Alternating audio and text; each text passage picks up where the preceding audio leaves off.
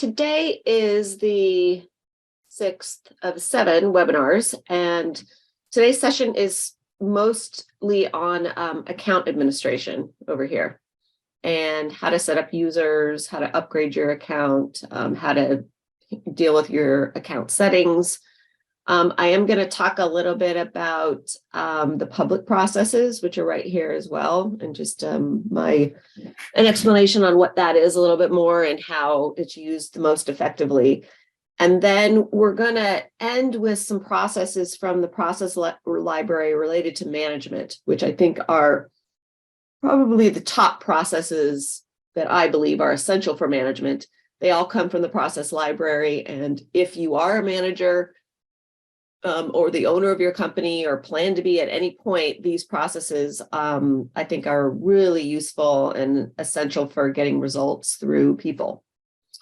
So I'm going to go all the way over here to the right-hand side of the screen where this wheel icon is. And when I click the wheel icon, I'm going to see the different options under the administration area. If you don't have a wheel icon, it just means that you're not an administrator. So administrators are typically the people who have access to everything in TouchStone and can do everything in TouchStone. If you're not an administrator, it means that your access to TouchStone is restricted. I still think this webinar is useful for you, so you can see, the type of functionality that you have and how it's used.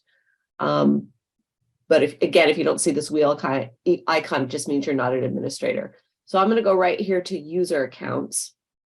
And when I click the user accounts button, the administration area comes up. This right here is what's called the user list. And if you've added users to your system, then you will see them listed here under full name and username. If you only see what we call the key account holder, which is the name right next to this yellow key, that means that you haven't gone in and set up your users yet. So first thing, I'm just going to go across the top and explain these toolbar items. The user accounts button always brings you back to where we are now. So if you're somewhere else in account settings or upgrade account, if you click user accounts, it's just going to blip and take you back here to this user list screen. If I got one over here under account settings, this area allows you to change the look and feel of your TouchStone account. The main things that are customizable, or really the only thing that's customizable other than titles and headers, is this banner ad that runs across the top of the screen here.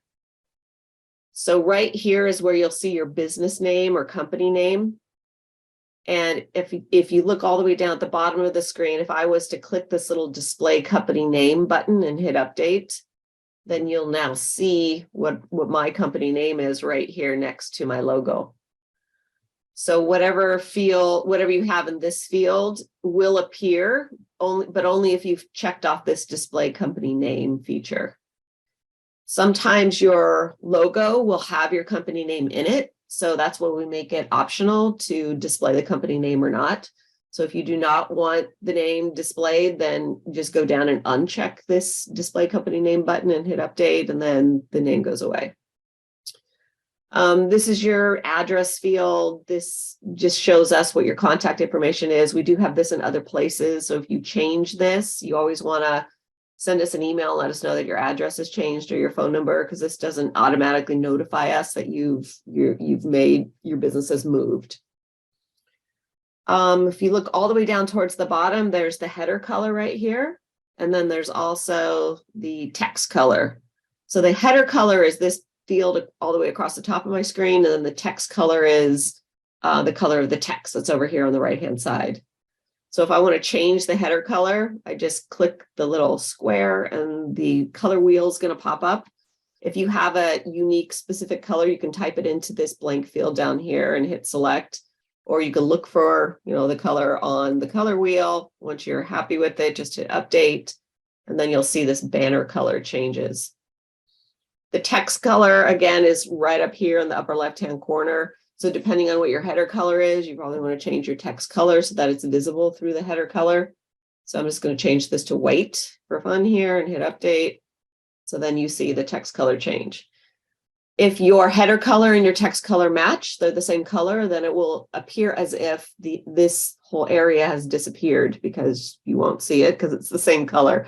So if that ever happens to you, it's just immediately just kind of feel around over here and click, and it'll take you to account administration, and you can change the header or the text color. The next cool thing here is uploading your logo. When people first get their accounts, we try to get your logo and upload it for you. So you may already see your logo in the upper right-hand corner, but if you don't, then you can hit choose file here, find it wherever you have it saved on your computer, and then hit update. And then make sure this little button here is checked, display logo. If you don't have this checked, then you're going to wonder where your logo is. Some people also have this button check that says display default colors. So I'm just going to click that to show you what that looks like. So if you have this checked and it says display default colors, the default is this green with the white text. So if you have changed the color of the header or the text, then just make sure that you click this, uncheck this display default colors, and then hit update. So that is basically it about account settings. To the right of account settings, we have this upgrade account button. So this will show you how many users you're using out of how many you have. Right now, we're still running our special for unlimited users. It's something that we decided to do at the beginning of COVID. And as far as I know, that's going to continue at least for a while more. So if you ever get the error message that you're out of users, just go here to upgrade account and fill in the amount that you want and hit update, and disregard the money that's here to the sides, because if you have your account now, you're always going to be grandfathered into the unlimited users. So I'm going to go back here to user accounts. The key account holder is the only user that can change the account settings or upgrade the account. So what that means is if you want to upgrade the account, because that used to be a financial thing, or if you want to change the logo or the header, you need to log in as the key account holder. And you'll always know who the key account holder is because it's always at the top of the list and always designated with this yellow key. So going over here to the side, the first thing that you can do or should learn to do in account administration is add users. So if I want to add a user, I click this little new user button. And then the first thing I am asked is this going to be a user where their rights can be restricted to TouchStone? The ability for what they can see and do is restricted. That's a user. Or an administrator. An administrator means that that person who's logging in with those credentials can do and see everything, including coming here to account administration and adding users and changing people's user rights. The only thing a normal administrator can't do is upgrade the account or change the account settings. The only one who can do that is the key account holder. But a regular administrator can do everything but that, including delete things from the account. So I'm saying this, emphasizing it because you want to make sure that you only make your employees administrators when there's a clear and definitive reason for doing that. So one reason would be if they're an owner in the company. So they want to be able to see and view and do anything in TouchStone because they're looking at the entire company. Another reason is if you designate a TouchStone power user, we call it. So that's an employee in your company that is focused on administering the TouchStone account. So adding things to it, auditing it, setting up users, all the things that go with managing it. Other than those two reasons, I probably would lean towards it making everybody a user, even like high-level managers, because when you make someone a user, you can give them access to the positions or employees that they need to have access to without giving them access to all the information in the entire company. So we'll go through and I'll show you what that looks like.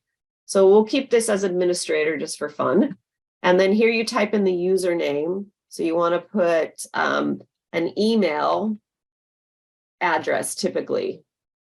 So the reason this is because this email address / username is what's used to recover the password. So if you put in a fake email address here, if that user who's using it tries to recover their password, then the password recovery email is going to go nowhere. So lean towards making this a valid email address. Then you're going to give it a password. And then you have to retype your password twice. Then the first and last names are the only other required fields. So you can go in and put, you can put in an address and start date and all the other things that are listed here, or you don't have to, it's up to you. So down here at the bottom, then I can just hit create user, and then you see that user appear here on the list. Because I made this user an administrator, you see the green key next to the name. So any green keys that you see let you know that that particular user has been made an administrator or is an administrator. These will also always go in alphabetical order by the full name, starting with the last name.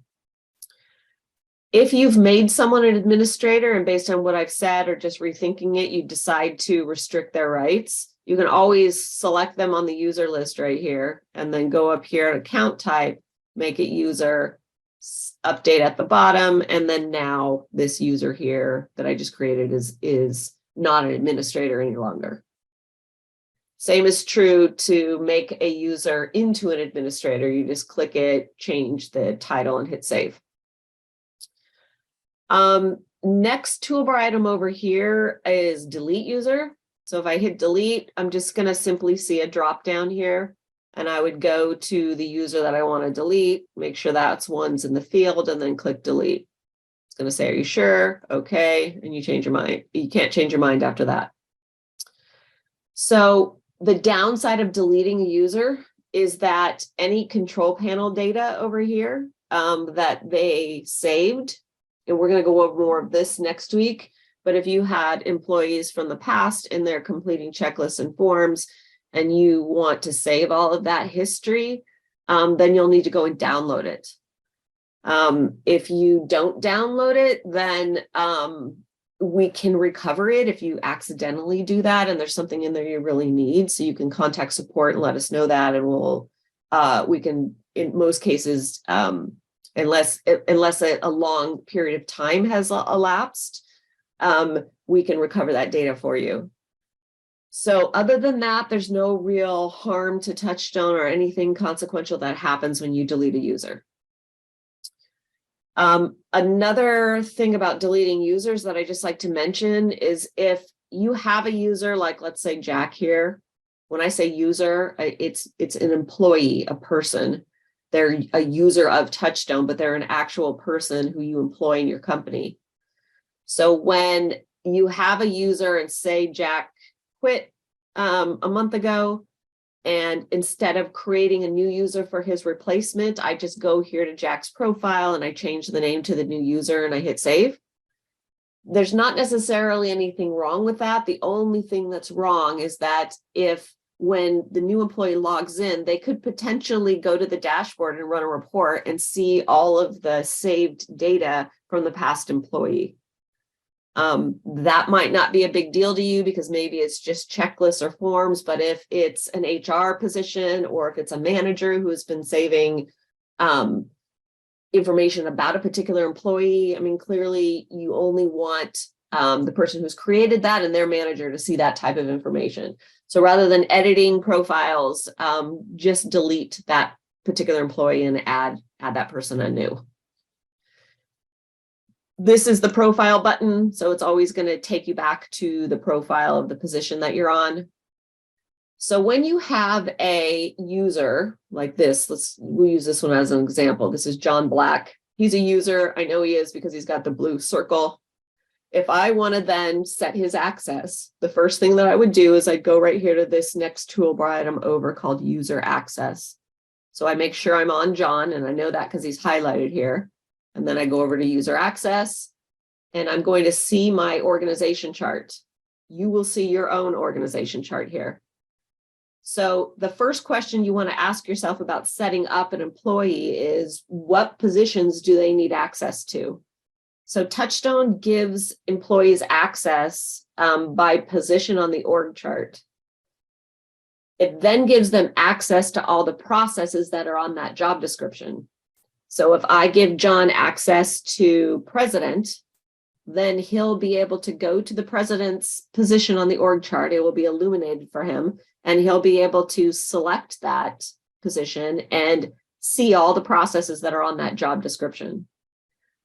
So this is how TouchStone gives access by position on the org chart, therefore giving that person access to all the processes that are on that job description. So if I was to set up a user and not give them any access to any positions on the org chart, when that person logs in, they're going to see nothing. They're not going to be able to click any box on the org chart. And I'm going to show you what that looks like. So you have to give them access to a position in order for them to be able to see what you want them to see. So the access itself is the first step. The second step is what type of access. So you can give employees read-only access, which is right here. You can give them edit access or create. Create is the highest level of access aside from being an administrator. So someone who has create, has edit, has read. And then edit is the second level aside from being an administrator. Edit means that they can edit what's there already. So they can't create new processes on their job description. They can't create work plans or any content within it. All they can do is edit what's there. And then read, obviously, is they can't edit or change anything. All they can do is read what's already there and print it. I usually default to create or read because if your intention is to give the employee the ability to build things in TouchStone, you're going to want them to be able to add new things, like add new tasks, add new work plans. This edit level of access is minimal, and there's almost no point to it. The functionality that they're going to need is really going to be create if it's somebody who you want to be helping you to create things in TouchStone. Read only is obviously for positions that you do not want them editing or changing anything. So they're usually a frontline employee, a technician, someone who's going to have the processes already built for them, and all they need to do is use them and follow them. So to assign access, we click the position on the org chart that the employee needs to have access to. So I'll go down here and I'm going to click this customer service position. So I just selected it. So I'm about to give access for John to this position. And all it's asking me is which level of access: create, read, edit. So I'm going to choose read, and then I hit update. Then you'll see from the color that John now has access to this customer support position, meaning he can go to that position on the org chart and he can read all the processes that are on that job description and all the content that's within those processes. Then you can give an employee access to other positions. So you definitely want to give them access to the position they fill. But if the employee is a manager, say, so if John was the manager of admin finance, I might want to give him create access to this position here, or I'm sorry, create access to the positions below him, and then maybe read access to the managerial position. So let me say that again. If the person is a manager, they're going to need to have access to the positions underneath them on the org chart. And they need that because, as we've been speaking about, part of a manager's job is to make sure that the processes are used, that they're documented, and that people are following them.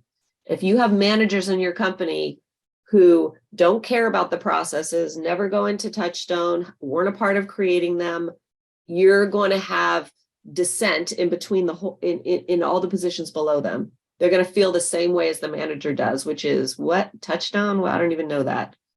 The minute you enroll your managers in the use of TouchStone and you teach them why it's beneficial to them, like why it's good to be able to train an employee with something that's documented, you'd think people know that, but sometimes that you need to do some convincing.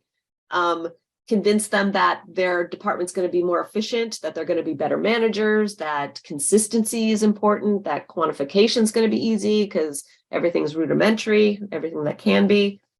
So once you have that talk with your managers, there you're going to see absolutely why they need access to all the positions underneath them so they could help you to build the processes.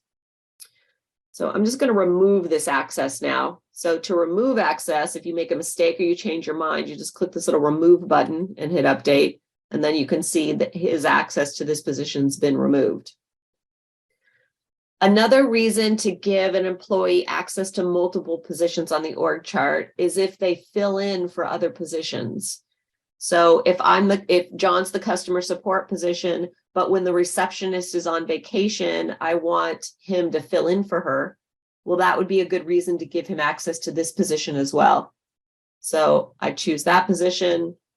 This time I'm going to choose create, just so we can see the difference between the two when we log in as John. And then create shows up like this. Then I'm going to give him access to this position as well. We'll make this one edit this time and update. So this is, now you see John has access to these three positions, and you can tell by the color coding what type of access it is. So let's log in as John here.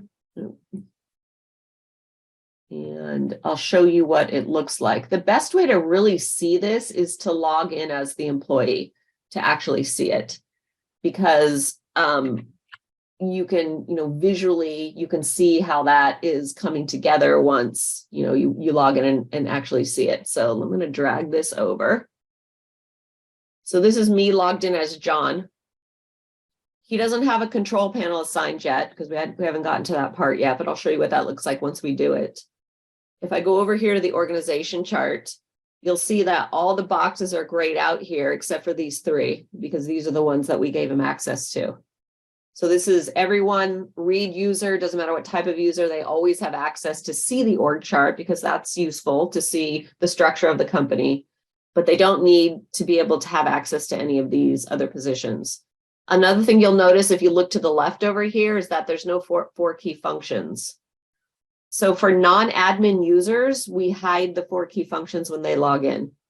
And the reason for that is it's better to make it simple for your employees. If they're not going to be a part of envisioning all of the processes, organizing them on the 4 functions for every department, there's no reason for them to see the 4 key functions at all or have access to that level of information. All they really need to know is, what are they accountable for? There is the search here, so they can search for processes, but they're only going to be able to find processes in the search that are linked to these 3 job descriptions. So let's click customer support. So I gave John read-only access to this position, and I can tell just because all this functionality up here is gone. Here's the send print. People sometimes ask, well, I don't want my employees to be able to download things. The reality is, if you have information on the internet or even in software, I could do a copy all or paste all, and then I'd have this. So you can't really stop people from downloading your content because they can just copy it anyway. So that's my 2 cents on that. Here, if I click a process, then since I have read-only access, it's opening it so I can view what's here, but I can't change anything that's here. I can just click on it and see it. So let's go back here. For the bookkeeper, I think we gave the bookkeeper edit access, I believe. So here now I can see the content of this position. Same idea, the content of the process. We'll go back here to the org chart. And then I think I gave create for this position. Yeah. So this is what it looks like when a person has create access. You can see I can add a new process to this job description. When I click this, I can then go and see the work plans that are there, but I can click on this and they open and I can edit and change them. I could go here and add a work plan if I wanted to. So you can see that this level of access is for somebody who you want to have helping you build your processes. It's good access for a manager because, like I said before, the manager goes in and helps to actually create the processes. So I'm going to move this away. So we're back here.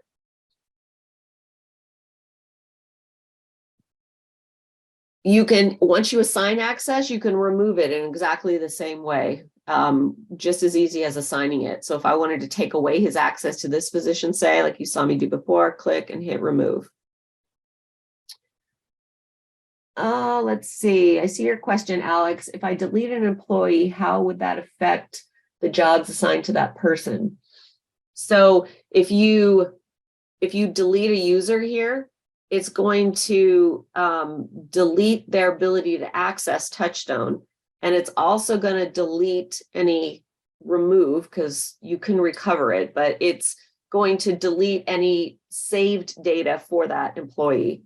So let me just show you what that looks like. If I was to delete Mary from the user list, then her name would obviously disappear from the system. And what would disappear along with her is if she had been in here, like if I click over here on the saved, there's nothing in there, but if she had been completing the cash flow template and there were documents and checklists and forms that she had filled out, those would be gone as well because those were unique to her.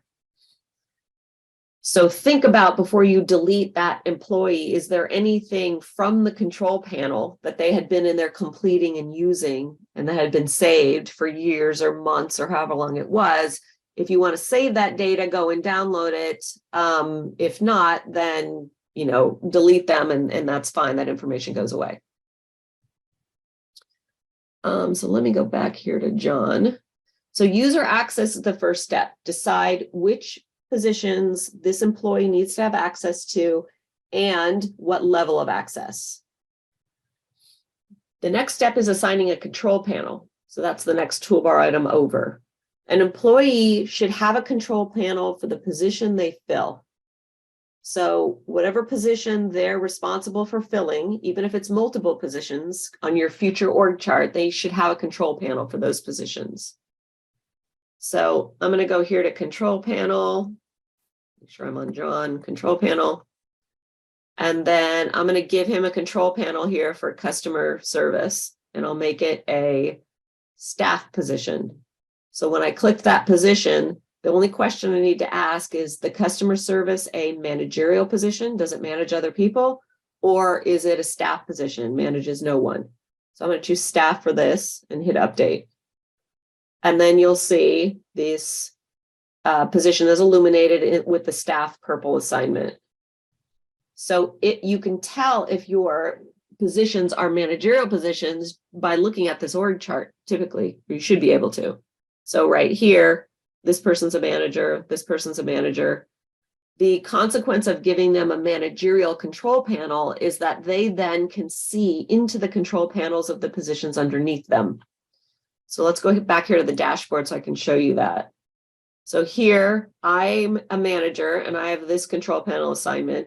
And because I have a managerial assignment, I can then see all the users or people that I manage and in this management review section. And because they're here in management review, I could go over here and run reports and see what Mary has been doing, what checklists and forms and documents she's been completing. I can go in and make sure that she's been trained in all of her processes. I can assign her something and then go to check that she's actually done it. So it allows me to manage the employee with the processes. And in order to do that, I need to be able to see into their TouchStone accounts to see what they've been doing. We're going to talk more about this idea of managing employees with processes in the last session, which is next week. But the control panel and management review sections of TouchStone are made specifically for this, to give managers tools to manage employees with processes. So again, since I had the managerial assignment here, then I see all of these people or positions and I can go in and review the work they're doing. So back over here to account administration. all of the employees here have been assigned control panels right here. And that's why I see them appear over here on my dashboard. So one question I got earlier, I'm just going to paraphrase this. If the question was, why don't I see anyone in management review? So she was saying, why is there no one here when I have a managerial assignment? The reason is no people have been assigned control panels to the org chart underneath this position. So you have to go in, set up all your users here, assign them to the appropriate positions, and then, or give them control panels for these positions, and then they will appear on the dashboard.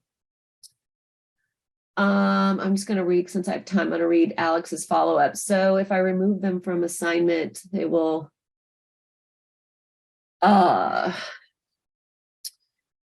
yeah, okay. So I think this is your question. If not, I'm going to unmute your phone at the end of the session and we'll get clarity on this.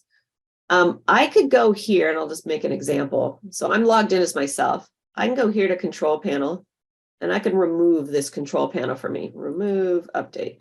I'm not deleting the user. I'm just removing the control panel. So I'm still here. Now, if I go back to my dashboard here, like, whoa, it's gone, right? Like my assignment's gone, the employees are gone.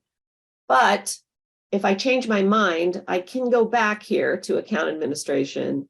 I can choose my name again. I can go to control panel and I can reassign this to myself. So I click it here. I go manager, I hit update. So now I'm the manager again. And if I go back to the dashboard, it's all still here. So that's just part of our save and backup mechanisms. So because sometimes people remove assignments without thinking, and we don't want you to lose all your data. Now, this is gonna, if I really did make that decision that this user here is not the administrator of admin finance anymore, so I go here and I remove this, and then I maybe make myself president instead. Well, then this data is not anywhere in my way. Nobody can see it or find it. I would have to go and reassign it here in order for it to appear again. Okay, so that's control panel assignment.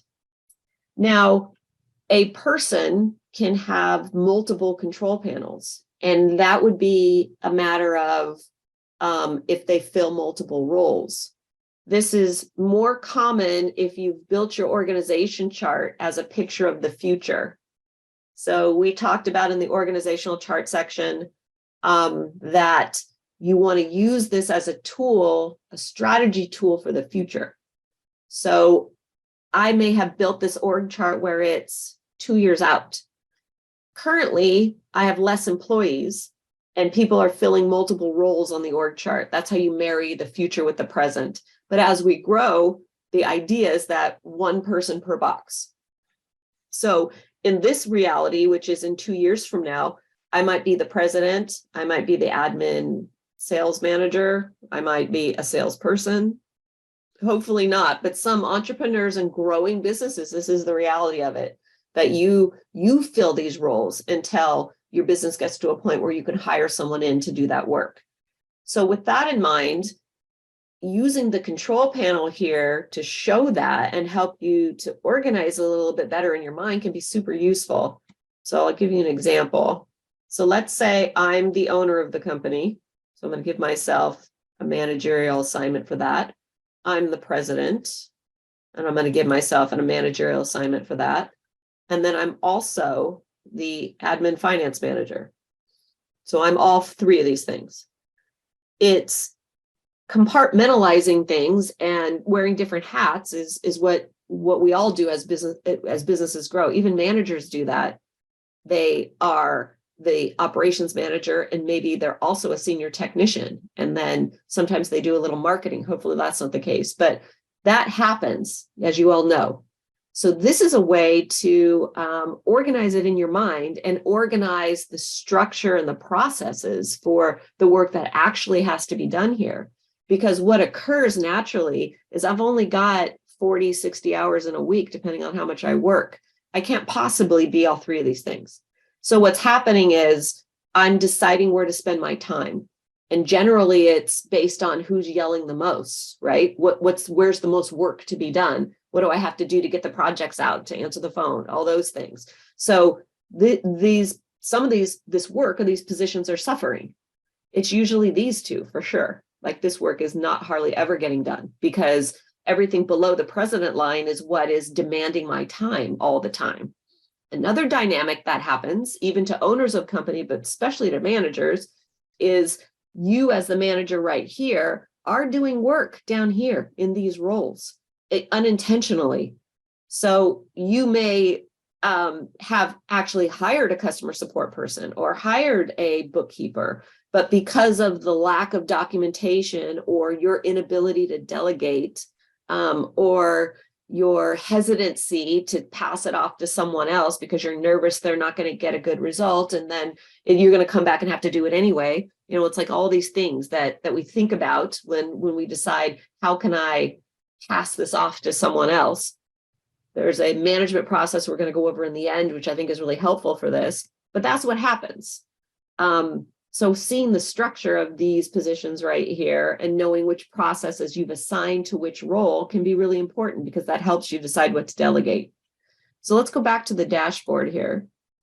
So now you can see I've got these three positions here. These should be in different order. So the owner should be at top, president. If you ever, this is just something I thought about in my own system. It should be, the order of these should be reversed. And by the way, if you ever notice anything like that you're like, is that intentional, or this would be better this way, always go to the help desk and send us a message, because we take these things very seriously and we're always in an effort to make TouchStone better. Sometimes people just live with stuff because they don't know, and then no one else thinks to change it. And so if we get feedback, it's super helpful. So here's these three positions I fill. This helps me compartmentalize it. So I can intentionally say, okay, on Fridays, I'm going to operate as the owner of this company. I'm going to work as the chairman of the board, the chief shareholder. I'm going to do some work every week that person would do, that type of position would do. And theoretically, if you click the control panel, you would see, this one doesn't really fit there, but you would see processes that you've created there. They may not be fully documented yet, but you know that every month you want to think about external advisors that you might bring to a board meeting. You want to set a board meeting for the quarter, even if it's just, you and your husband, or you and your top three managers, or you and your accountant. You want to work on how the president and managers collaborate. Then you say to yourself, well, 2 days a week, I'm going to act as the president, or 3 days a week, or from 8 to 10. And so then the president has a whole nother set of accountabilities. So here's like company strategy. Maybe you work on your budget. You work on creating and maintaining industry contacts. You work on quantification, like key performance indicators. You work on management stuff with your chief managers. You work on time management, the management philosophy, the strategic target, super important. Then, of course, you also have your managerial, or the most technical position of these three, which is the manager of admin finance position. So then you click that and you're like, okay, now I've got this work to do. So if you're an owner and you're experiencing this, or you have a manager who's filling multiple roles, a control panel assignment here can really be helpful to compartmentalize that kind of stuff. So just a few words about public processes, and then I'm going to talk about these managerial processes that I think are the most outstanding in TouchStone and every manager should use. So public processes are company-wide information. So they're the types of processes that everybody in the entire company needs to have access to and needs to use. Sometimes they're active processes, so things that get done by everyone. And sometimes they're just informational. So they're, just guidelines, or they're things that you would do in an emergency situation. Things that may be done or once a year, like employee satisfaction surveys. Maybe they're the employee handbook, which is really just, given to new employees. But if I ever have a question or an issue about something that's in the handbook, because it's a public process, I could say to anybody in the company, go to the employee handbook and review the dress code standards. Time off and vacation requests, that's an active process. So I fill out the form, I submit it, I request my vacation. CRM how-tos or software how-tos. That's the public area is a great place for stuff like that. So generally, human resource type stuff would be great for the public area.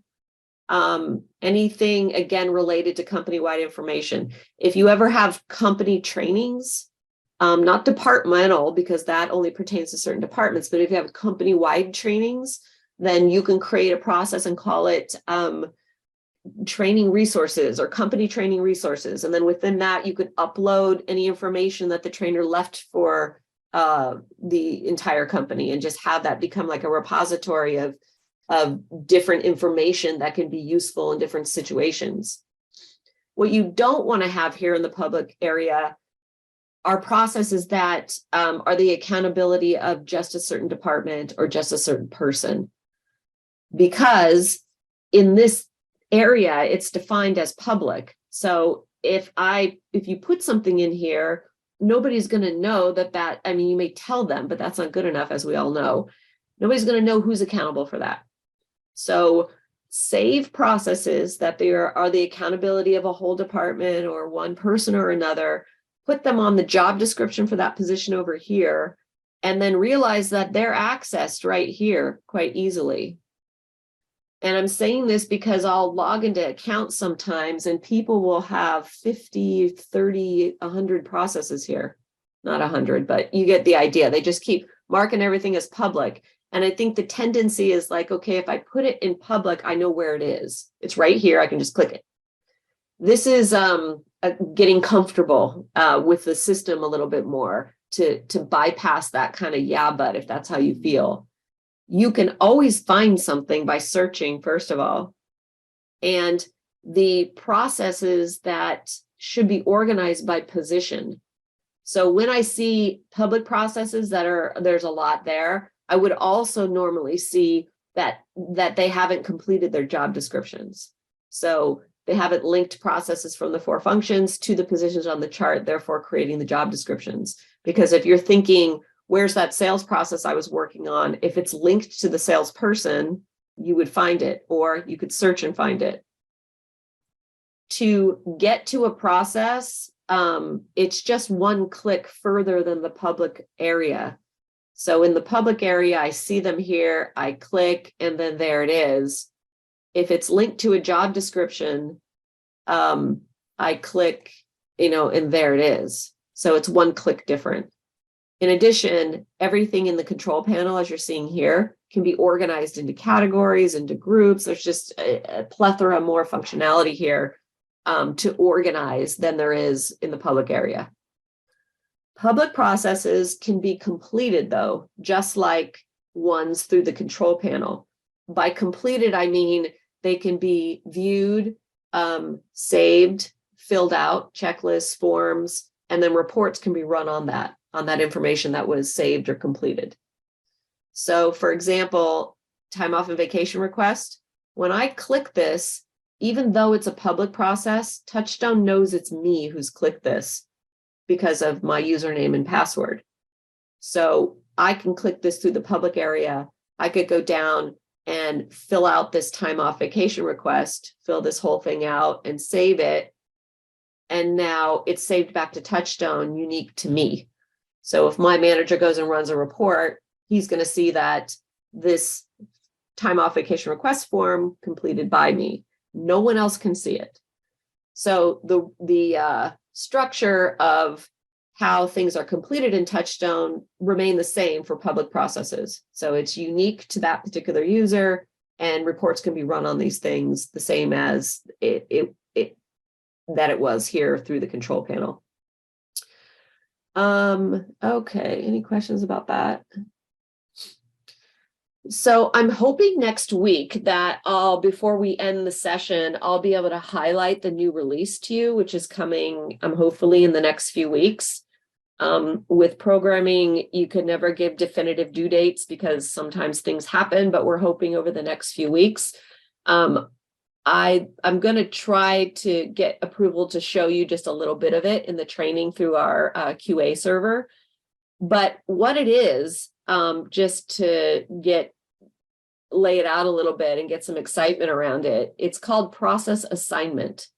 So this is going to be work for public processes as well as anything in control panels. So what it's going to look like is if I, as the manager, wanted to assign something to Mary, say. So if I wanted to make sure she'd done her key indicators, I noticed they weren't there, I want her to do them, I'll be able to, there'll be a new view right here, and you'll be able to take this process and set a due date next to it and even make notes and then assign it. Then a flag will pop up on Mary's TouchStone account. And when she clicks on it, it's going to say complete this by this date. When she does, then the manager then gets a notification. So we're calling it process assignment. It's going to start with some basic functionality that will grow over time. But the idea is that the employees will start to get notifications. And rather than a manager just assuming that the employee has been trained in everything or having to run reports to see what they've done, these notifications will come up and there'll be a better interface to be able to see those things that were assigned and completed. Okay, so let's talk about some managerial processes that I love. You're going to think that these are, something special and unique and different and new news. This isn't new news. This is old news. Old school, basic managerial processes, techniques, methodologies really work. The problem is managers don't learn them, and then they don't have a good way to implement them. So obviously, TouchStone is phenomenal for this because it gives the managers tools to be able to use with their employees and use for themselves to be able to manage better. I was on a technical call the other day, and someone I'd known for a long time, and she was talking about how frustrating it is trying to get one of her employees after COVID to show up to work on time and to not call in sick and to not call and say, I'm not feeling well, I'm just going to work from home today. And she was like super frustrated about it. And she said, well, I'm going to sit down with her and I'm going to say, it's not COVID anymore. You have to come in. When you don't come in, this X, Y, and Z doesn't happen. And I said, wait a minute, you don't need to say any of that. All you need to say is, this is our policy and process for attendance. It is 9 to 5 every day. If you are sick, you bring a doctor's note. So this is the policy. All you need to do is sit down with her and say, here's the policy for that. I know things have been different. I know it's been a bit loose, but it's important that we all follow our agreements. This is the agreement that you made when you started this position. And so it's now going to be enforced. So you don't have to get into the story about what happened and her issues and this or that. You just say, this is the policy. This is the process. Let's talk about that. So these managerial tools here help support that kind of dialogue, because we're going to talk about what's wrong with the process or how we need to follow the process. We're not going to talk about what's wrong with me or what's wrong with you or why this person's an issue. We're not going to talk about that. Let's discuss the processes. And through that, we'll resolve the issues that are occurring. It doesn't have to be inhuman. You just need a basis for it. Because if your managers don't have something to fall back on like this, it becomes personal. It becomes about what they want or don't want. And the employee starts to view the manager as the problem and that she doesn't like me and all that stuff comes up. So by giving the tools, you're giving this consistent managerial experience and you're allowing your managers to be more successful. So it starts with one-on-one meetings. That's this process here.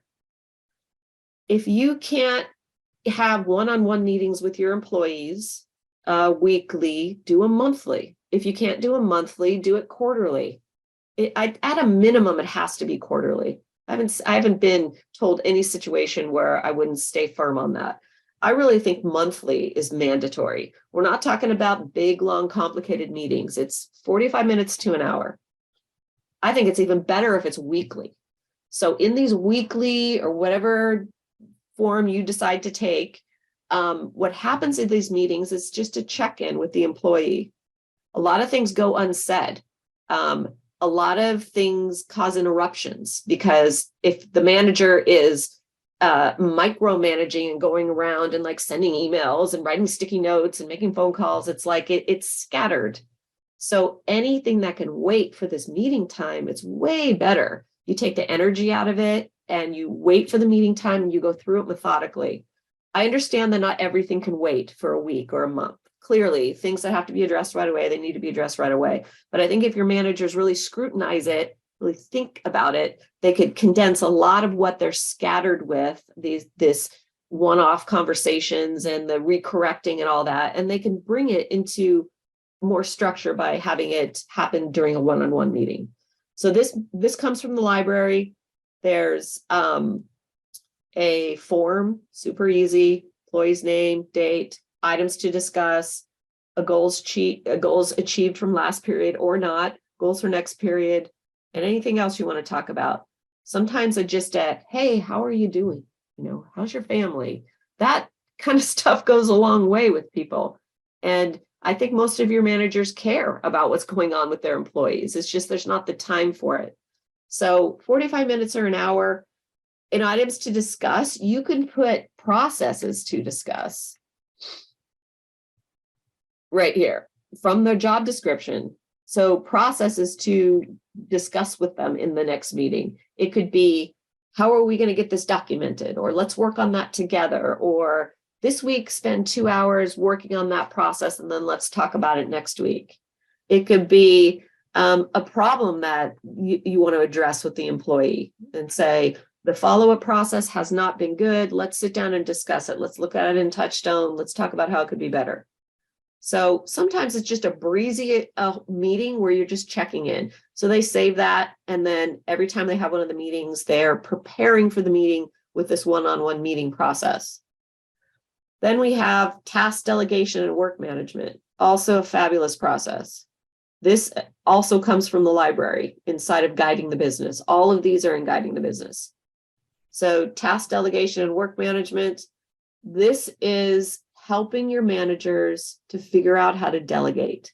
So this goes back to what we were talking about in account administration, where it gets confused who's doing what and whether I can, well, let me say it another way. It gives the managers confidence to be able to delegate things effectively. A lot of managers find that difficult. So two things happen. One, they're just saying, do that, do that, do that, without any explanation. They advocate it rather than delegate it, or they're holding it. No, I can't give them that. I got to do that myself. It's hard to strike the balance. So this tool, I'll call it, this managerial tool, helps strike the balance. So there's something called work delegation guidelines, which is teaching about how to decide what can be delegated and what can't. There's this action plan or this work plan called missed accountability. So it's when I delegate something to an employee in a thorough way and they don't do it that way. How do you deal with that? There's a script in here. There's something right here called the delegation exercise. This is one of my favorites. It looks really simple, right? So it's 3 columns. It's missing a header here. So it's work that can be delegated right now, work that can never be delegated, and then this is work with a process. When you download it from the library, this column will be full. I think the form looks even a little better than this one does. So there's 3 categories for all the work that your managers do or that you do.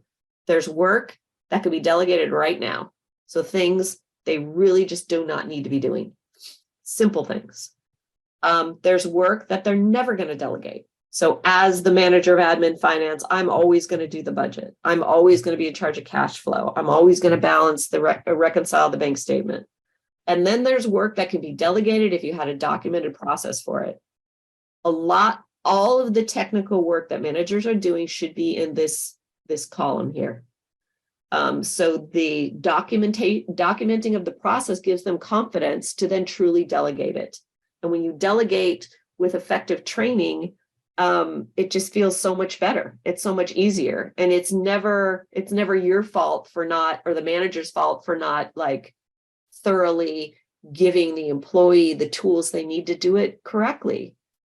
Sometimes we need to take a second look at our employees and their abilities, knowing that maybe they haven't been given the best training. Maybe we thought we did, but we really didn't explain to them in a really solid way how it's supposed to be done. We were trying to kind of make it up and get them to do it as quick as possible, and made that mistake of assuming that they knew what they were doing. So taking a fresh look at their abilities and saying, how can we document all these processes to delegate them thoroughly, can really help you to see your employees in a new light. So that's the delegation exercise here. These tools are also in the custom form tool. So this is the delegation exercise in the custom form tool. So you can make a list. This is probably better than that document tool. Anytime in a library process, you see a document like this one, and there's also a custom form, and there may also be an uploaded file, we're just giving you different formats for it. So ideally, you would go in and delete the one you don't want, like delete this one, and then keep the ones that you want actually used. So there's this missed accountability form. There's a delegation form. So once you've gone through the exercise, if there's a list of things in this column work or this one that you can delegate right now, then you could go to this delegation or delegation form and fill that out and actually delegate it to the employee using the form. Next we have, I'm going to put this one next, employee performance review. I'm probably going to go like 5 minutes over. There will be a recording for this if you can't stay. You want to bounce before then. Employee performance review, to me, goes hand in hand with both of these processes. And how it does is, if I'm having my one-on-one meetings all throughout the year, and we're talking about what's going well, what's not going well, I'm really delegating work to you, I'm documenting processes and then teaching you those processes. We're working on it together, and we're methodically over time really being successful with actually building something. At the end of the year, we sit down in a formal performance review and we go through it all. So this is a simple performance review process. It gives you like a step-by-step for how to create the actual forms itself. There's some response scripts in here that managers can use while they're in a review. There's a couple uploaded files if you'd rather have it in Word documents. So this is an example of what I was talking about before. These two are the same as these two. It's just different formats. Here's a actual performance review. So if you take the template and you build it for a position on the org chart, you only have to do that once. So ideally, every box on the chart would have a template, a review form for it. And some of it is boilerplate from position to position. So like this stuff and this like description, it's down here where it gets specific for the position. So all this is the job description cut and pasted into a form. So this is admin positions performance review. I would take all the processes from the admin position on the org chart and I would just cut and paste them into here. These aren't exactly admin positions, but you get the idea. So productivity reporting, track and report service hours related to client activities. Now, if I clicked on that process on the job description, it would take me to the how-tos of it all, work plans, all of it. Here, I'm just saying, how is that employee doing with the processes from their job description? Then I give them a grade and I make comments. If we've been having the one-on-one meetings all throughout the year, even once a month, it's going to be a no-brainer for me to fill this out because I already know, we've already talked about productivity reporting and how well they're doing with that or how they're not doing well with it. So if I give a grade of below average, this person's going to know why, because we've already discussed it. And it's very concrete. It's not just, this is the way I feel about you this year, or I don't think you're committed, or all of these vague kind of subjective things that come out of managers' mouths sometimes. It's really tangible. It's like, this is the work you're supposed to do. This is how you've done over the year. This is what needs to be better. And it's not subjective. It's very objective, particularly if you're doing the task delegation and then also the one-on-one meetings. There's some more stuff down here, like, some things that are more subjective, like attitude. If you want this kind of stuff, you can have it, performance since last time. Anyway, so this gets filled out right in TouchStone if you'd like it to, or you export the job description and you put it into the template in Word, and you can do it that way. So discussing everything one-on-one in concrete, clear meetings, delegating work and managing that work that you're delegating. And then it all comes together in the performance review once a year, where the manager is really sitting down and giving the employee a solid review. The reason managers hate this, the performance review, anytime somebody tells me I just dread the reviews, it's because you haven't been doing the work all through the year. There hasn't been that communication. There hasn't been those solid processes that I'm referring to. And I have to make it up. That's what they're saying. I don't know what to say. So this together handles that fear that comes at the end of the year. And then I just threw these two in here. I love key performance indicators. This is a good process to have too. You all know what that means. It's just to give the manager a tool to put their foot down. We always say 3 strikes and you're out. So if I have a process in place and you didn't follow it, and we discussed it and went through it and you agreed, and then we did it again, and then we did it again, well, then you're out. And this helps with that. It helps a manager say, this is enough already. We've already given them the processes. We've had the meetings, and they're just not willing.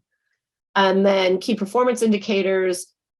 I kind of feel like every position in a company should have these. These are just some examples of for human resources.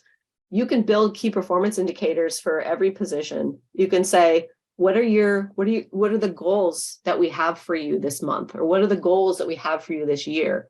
And these are just some forms to build those and fill them out and have them done right in TouchStone. So this could be given to the employee, they fill it out, and the manager sees it once a quarter or once a year. Every position on the org chart can do this. Obviously, managers can do it the easiest. They're above here, so they're quantifying everything. But even like a salesperson can track their own call rates, their own number of calls in a day, demos they've done, whatever their version of this is. Even like admin positions over here. It's good for a manager to say, what are the goals that you have for yourself this year? And if the admin person says, well, I want to get more organized, and I want to, if I did this, this, and this, I think things would be easier. You write all those things down, make them tangible. It's not just a feeling, and then track them. Maybe you need to put a process in place to make things more efficient. Maybe some money needs to be spent to build a better network, whatever it is. Any employee can track key indicators. And I think it's a really great way of motivating and giving the manager, again, that tool that helps them to get their employees to be following processes and achieving goals.